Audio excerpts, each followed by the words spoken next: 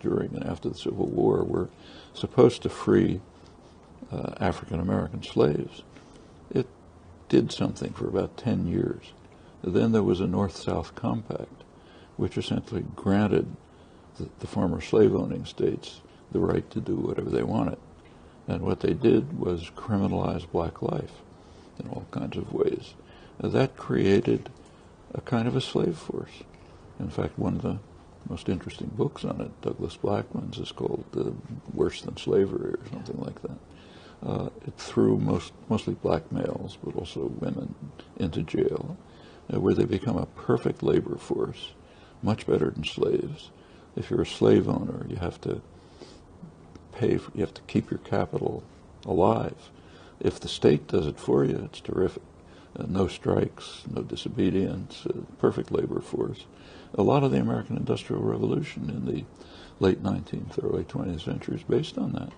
Actually, it pretty much lasted until the Second World War, when there was a need for what's called free labor in the war industry.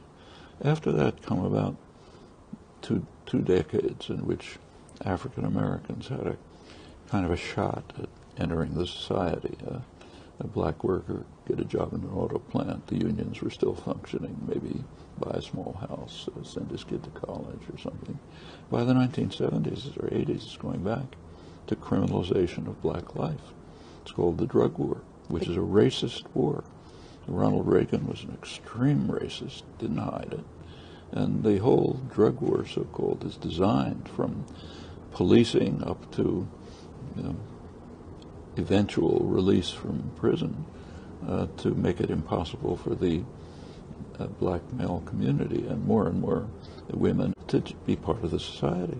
In fact, if you look at American history, the first slaves came in 1619.